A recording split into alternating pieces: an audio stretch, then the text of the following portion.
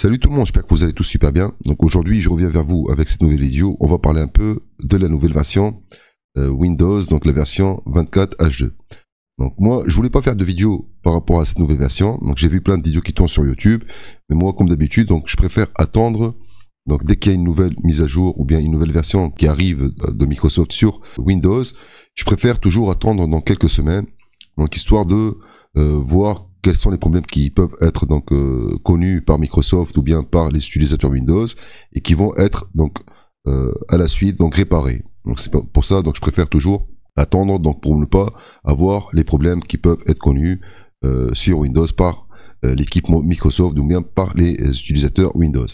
Donc quand vous le voyez, moi, donc mon PC, celui-là, il est passé automatiquement donc sur la version 24H2. Regardez, si on vient ici, donc je vais faire donc exécuter WinVer, et là on va remarquer que je suis déjà sur la version donc 24H2. Donc la mise à jour a été faite automatiquement sur mon PC parce que moi je fais partie et je suis inscrit donc sur Windows Insider. Comme vous le voyez ici, si on vient sur Update, donc moi je me suis inscrit donc sur le programme Windows Insider, donc, et je peux avoir toujours les mises à jour qui se font automatiquement sur mon PC. Moi j'ai pris l'option donc le canal Dev, et ça c'est une option idéale pour les passionnés. Donc accéder aux dernières versions d'évaluation de Windows 11 au fur et à mesure que nous ajoutons de nouvelles idées et développons des fonctionnalités de prospect longue durée. Vous rencontrerez deux petites erreurs et une faible stabilité.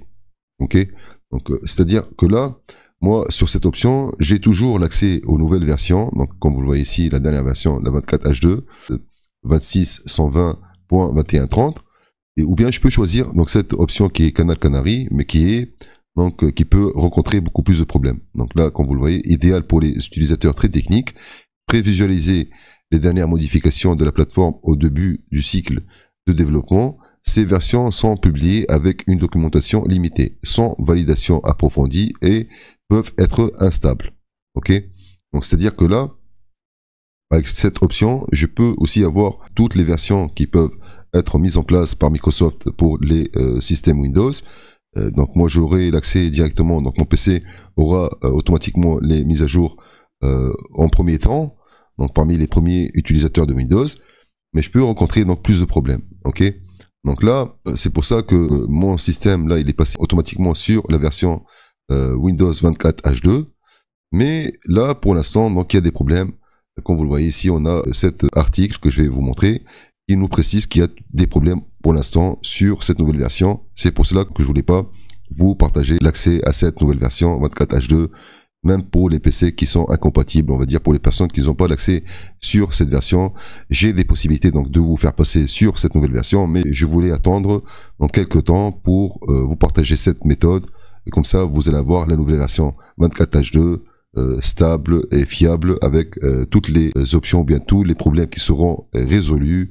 Et là, on pourra donc profiter pleinement de cette nouvelle version 24H2. Donc, ceux qui ne sont pas passés encore sur cette version 24H2, je vous conseille d'attendre encore un peu, le temps que Microsoft donc regarde et voit et teste donc la nouvelle version et attend que les utilisateurs aussi comme moi ou vous donc reviennent avec des réclamations ou bien des commentaires s'ils ont rencontré des problèmes. Comme ça, Microsoft, ou bien l'équipe Microsoft, donc et les développeurs, vont résoudre ces problèmes et continuer à travailler dessus pour, comme ça, d'ici quelques temps, on aura une version qui sera stable et fiable à long terme. Donc là, on va connaître un peu ensemble donc, les problèmes qui ont été donc, reconnus par Microsoft ou bien par les utilisateurs de Windows.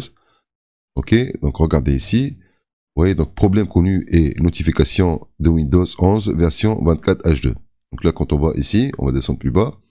On va voir donc ici les problèmes connus. Par exemple, ici, certains appareils Asus peuvent ne pas réussir à installer Windows 11 version 24H2. Donc les appareils concernés rencontreront un écran bleu avec un message d'erreur pendant le processus de mise à jour. Il y a marqué ici par exemple aussi l'application VoiceMeter que moi j'utilise ici, je ne sais pas si vous la voyez.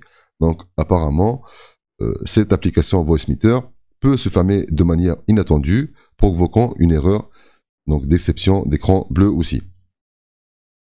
Donc, les appareils exécutant l'application VoiceMeter sont incompatibles avec Windows 11 version 24H2. Donc pour moi, pour l'instant, il n'y a aucun problème. Donc là, regardez, l'application donc ou bien le programme VoiceMeter est fonctionnel pour moi. Vous voyez, donc j'enregistre avec là. Et moi, il n'y a pas de souci, mais il y a des personnes qui peuvent rencontrer donc ce problème avec le programme Voicemeeter. Ici, donc aussi, on aura donc un autre problème qui est l'utilisation de l'appareil photo peut entraîner l'absence de réponse de certaines applications. Et ici, on voit aussi que l'application Safe Exam Browser peut ne pas s'ouvrir. Donc les appareils exécutant la version 3.7 ou des versions inférieures de cette application sont incompatibles avec Windows 11 version 24 H2 aussi. Ok? Donc là, on peut aller, si vous voulez, donc je vais vous laisser l'article donc sur la description de cette vidéo. Vous allez pouvoir donc examiner l'article ou bien le lire et voir donc à quoi servent ces applications et vérifier si vous en possédez. Et voilà, si vous rencontrez donc des problèmes, vous allez voir que c'est dû à la nouvelle mise à jour, donc la nouvelle version 24 H2. Donc faut pas vous inquiéter, il va falloir attendre un peu que l'équipe donc regarde c'est quoi les problèmes et donc traite aussi donc ces problèmes-là pour régler tout ça dans les prochains jours ou bien les prochaines semaines, les amis. Ok, donc aussi on a les capteurs d'empreintes digitales peuvent rencontrer des problèmes, donc aussi après le verrouillage d'un appareil. Donc plusieurs modèles d'appareils sont concernés. Une suspension de compatibilité a été mise en place. La mise à jour du micro logiciel de l'appareil peut résoudre le problème. Ok, donc là il nous dit qu'il y a des appareils, des personnes qui possèdent donc des PC avec l'empreinte digitale, vous savez que l'empreinte avec le doigt et tout ça, donc ils peuvent rencontrer donc des problèmes après le verrouillage de leur écran, de leur système, donc ils peuvent ne plus accéder sur leur ordinateur s'ils ont la reconnaissance donc d'empreinte digitale. On peut remarquer aussi qu'il y a ici les applications de personnalisation de fond d'écran peuvent ne pas fonctionner comme prévu. Donc plusieurs applications sont concernées. Un blocage de compatibilité a été mis en place. La mise à jour des applications peut résoudre le problème. Ok, aussi, on voit aussi qu'il y a marqué le nettoyage de disque peut signaler de manière incorrecte l'espace disponible pour le nettoyage.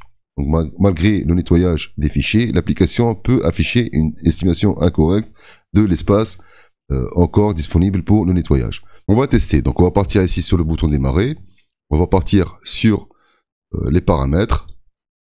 Là on va effectuer donc un nettoyage de notre système. Donc ici on va partir sur système. On va partir sur le stockage et on va tester. Donc là, on va attendre un peu. Donc là, il va faire l'analyse un peu de notre stockage. Et on va attendre après, on va partir ici sur recommandations de nettoyage. On va cliquer dessus. On attend un peu. Et là, il se peut, donc on va rencontrer un petit problème donc au niveau de l'analyse ou bien du nettoyage de notre système. Donc ici, quand on peut aller sur afficher les options de réparation avancée. On peut sélectionner ici la précédente installation de Windows, donc qui quand même consomme plus que 14 Go. Donc ça, c'est les fichiers provenant d'une précédente installation de Windows. Donc on peut la cocher ici pour donc gagner plus d'espace. Donc on va faire ça plus tard. Si on peut faire le nettoyage de Windows Update, donc et on peut aussi donc aller cocher les téléchargements. Il va falloir faire attention. Si vous n'avez pas déplacé donc les téléchargements, si vous en avez besoin pour plus tard, donc ne cochez pas cette option. Et on peut cocher cette case, donc la corbeille.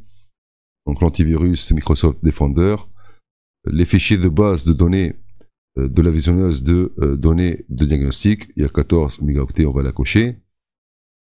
Donc on a ici donc les fichiers journaux de la mise à niveau de Windows. On la coche aussi, les miniatures on coche. Donc là, on remonte ici et on va faire donc supprimer les fichiers.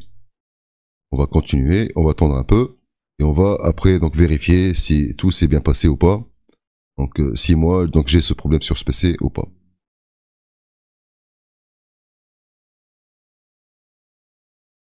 Ok, donc là ça a été fait normalement. On vérifie encore une autre fois qu'est-ce qui a été supprimé et qu'est-ce qui n'a pas été supprimé. Donc là je constate que le nettoyage de Windows Update n'a pas été supprimé. Donc on a les 8 Go, 63 ici. Donc on va faire quoi? On va cocher encore une autre fois. On a donc ici aussi les fichiers journaux de la mise à niveau de Windows. Donc on va la cocher encore une autre fois et on va vérifier. Donc on va supprimer à nouveau. On va continuer. Là c'est pour confirmer qu'il y a un problème ou pas au niveau de cette version. Donc là on teste directement ensemble et on vérifie. Donc là normalement le nettoyage de Windows Update devrait se faire. Vous voyez, donc là, ça recommence. Donc là, il y a un problème au niveau du nettoyage de Windows. Donc là, c'est validé. Donc là, on vient de tester ensemble. Et comme vous le voyez, donc là, ça ne s'efface pas.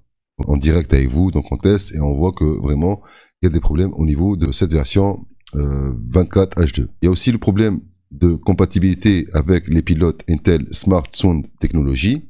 Donc ça, c'est les appareils Windows 11, donc version 24H2 avec le pilote Intel SST. Donc Intel SST, donc c'est les pilotes Intel Smart Sound Technology.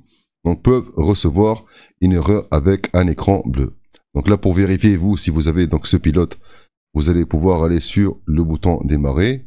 Vous allez sur le gestionnaire des périphériques. On va agrandir un tout petit peu. Donc vous descendez ici sur le périphérique système. On va cliquer sur la petite flèche. Et là, vous allez chercher donc au niveau des pilotes Intel. Si vous remarquez que vous avez donc vous cette version, donc regardez ici, Intel Smart Sound Technology. Donc on va vérifier un peu plus bas. Ici, où est-ce qu'elle est? Ça c'est le capteur d'empreinte. Donc voilà, cette version c'est celle qui est donc la 10.30.0.5152. Ok. Donc si vous remarquez que vous avez des problèmes donc d'écran bleu sur votre PC, votre Windows. Donc si vous venez ici sur le périphérique du système et que vous remarquez que vous avez donc le pilote Intel SST, si vous l'avez ici parmi vos pilotes, vous faites un clic droit, vous allez sur propriétés et là vous allez sur pilote et vous vérifiez donc la version du pilote. Si vous avez donc la version, cette version, c'est que vous allez pouvoir rencontrer des problèmes sur cette nouvelle version 24H2 les amis. Donc on revient à ce que j'avais remarqué tout à l'heure. Donc voilà, ça, comme vous le voyez ici, on a ce problème qui a été rencontré donc par rapport donc aux appareils qui utilisent ce programme qui est Easy Anti-Cheat. C'est un programme, donc un pilote plutôt pour les applications pour les jeux, donc qui peut donc nous créer un petit problème aussi, donc qui peut cesser de répondre ou bien qui peut nous faire donc apparaître l'écran bleu sur notre PC les amis. Ce programme donc il est conçu pour les jeux comme Fortnite et tout ça. C'est un programme qui empêche donc les triches, je pense, donc les triches et tout ça. Donc sur le jeu, attendez, on va voir ça. Donc, parce que j'ai mon fils qu'une fois, donc il jouait sur Fortnite, et il avait besoin de ce programme-là, et j'étais obligé de faire une mise à jour par rapport à ce programme qui est Easy Anti-Cheat, parce que son jeu Fortnite ne fonctionnait plus.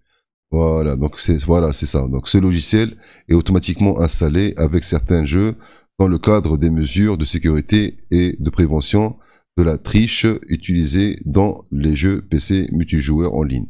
Donc voilà, donc ça c'est un pilote aussi, donc un programme qui peut vous faire rencontrer des problèmes sur votre Windows, qui peut vous faire apparaître donc un écran bleu, ou bien qui peut vous bloquer votre jeu. Donc là, je vous ai donc expliqué un peu, donc on a fait le tour un peu donc des problèmes qui ont été connus sur cette nouvelle version 24H2.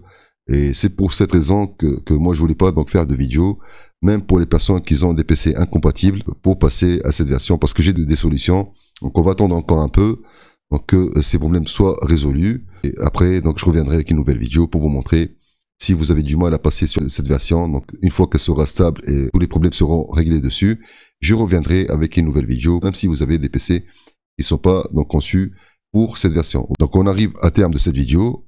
Donc j'espère que ces informations vous ont été utiles. N'hésitez pas sur les petits likes, un petit commentaire. Si vous avez des questions à poser, faites-le sur les commentaires.